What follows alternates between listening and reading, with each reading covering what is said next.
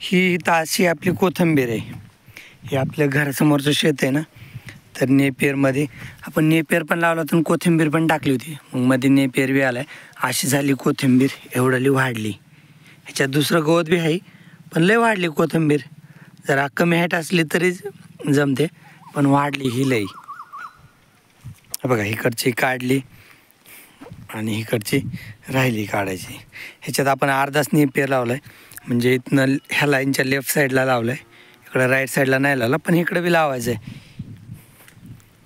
ही अशी कोथिंबीर. नमस्कार मित्रांनो, आज चालू आहे मका पेरायची. इथं मी मका घेतली पेरायला आणि आपलं जे गवताच्या बाजूचं शेत आहे ना, तर इथं आपण पेरतोय मका. बांधापासून इथपर्यंत तर मी पेरली आणि आता उरेल बी अर्ध्या शेतापर्यंत जाईल. अर्ध्याच्या पलीकडं आपण हुरडा पेरणार आहे. हुरडा म्हणजे ज्वारी. तर आता पेरायचं चालू आहे. मागच्या व्हिडिओ जे इकडं मोसंब्यास थोडंसं शेत भिजायचं राहिलं होतं ना, मधली लाईन, तर त्या लाईनीत पाणी चालू आहे भिजायला.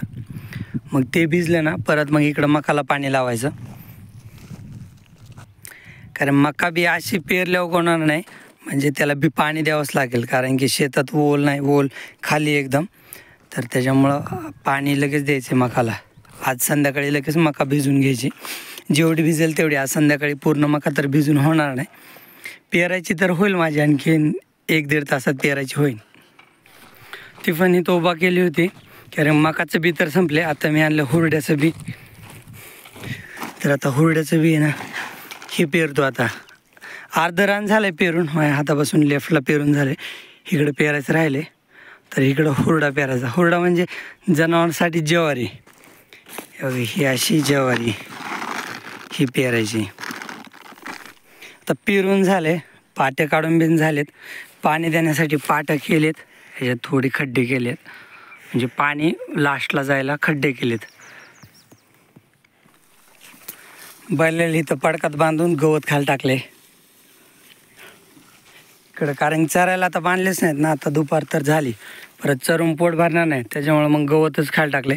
एवढं गवत त्यांना बस होईल. मग संध्याकाळी घरी न्यायचे पाणी पाजून, एवढं बस होईल त्यांना. चला आता मीच घरी जातो, जेवण वगैरे करतो दुपारचं. ह्या बांधाला पप्पाने आंब्या झाड लावली होती. का इथं एक आहे, परत ह्याच्यासमोर दुसरं एक आसन. बघा इथं एक आहे, तिकडे लास्टला 2 दिसले होते मला. ती मोठी बावळ आहे ना, तर त्याच्या अलीकडे 2 दिसले होते. तिथे एक आहे, इथं एक आहे, समोर एक आहे आणखीन. हो इथं एक आहे. आणि आपल्या बटाट्याचे असे हाल आहेत सध्याला. म्हणजे कसं ह्याचे आता आयुष्य संपत आले, तर त्याच्यामुळे झाडं खाली पडलेत, वाळायला लागलेत, सुकून गेलेत. आता बटाटे मध्ये तर चांगलेत, मी बघितलेत, पण आता आपल्याला काढायचेत ना, तर त्यावेळेस मग बघूच. कारण की आता माझ्यापाशी उकरायला बी काय नाही, तर त्याच्यामुळे हाताने तुम्हाला दाखवतो एखादं बटाटं कसं आहे ते.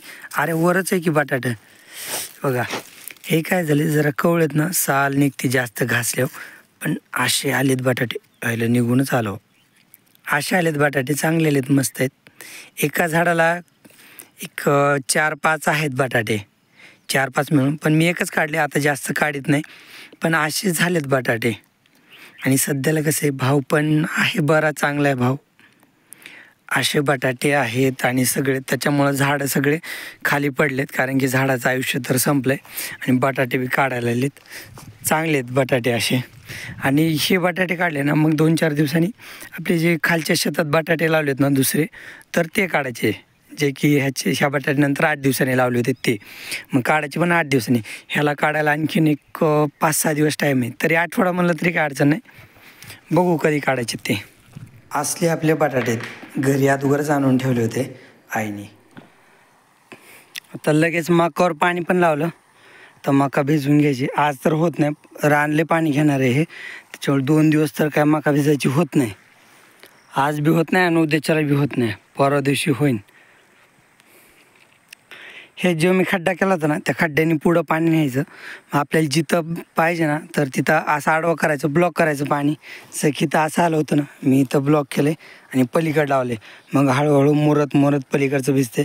मग परत थोड्या वेळाने परत सरळ पाटाने पाणी घ्यायचं, थोडं अंतर गेलं ना, परत ब्लॉक करायचं आणि इकडल्या साईडला लावायचं, असं भिजवायचं. आता ह्याला पण मी थोड्या वेळाने ब्लॉक करणार आहे. समोर गेलं की त्या लिंबाच्या बरोबरीने गेलं ना, मग तिथं ब्लॉक करायचं आणि इकडल्या बाजूला घ्यायचं भिजायला. आता सगळे कामं तर झालेत. बैलांना घरी आणले, हरण्याला घरी आणले, जनावर आले चरून आपले. मोत्या आपल्या गायात ना तर आले जनावर.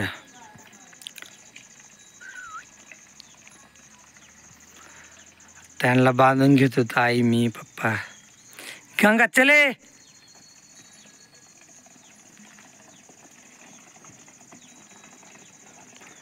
तो गौरांग आहे ना, तर तेवढं वासरू होतं बरं का. वृंदाचं गोर आहे ना असंच होतं.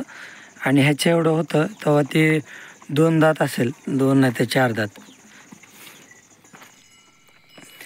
आणि इकडं आपली कोथिंबीर लावली, धुवून उभा करून ठेवली.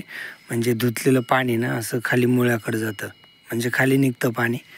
तर त्याच्यामुळे अशी उभा करून ठेवावं लागते. जर ते पाणी तसंच राहिलं ना, जे असं दाटीवाटीनं राहते ना, त्याच्यामुळे खराब व्हायची शक्यता राहते.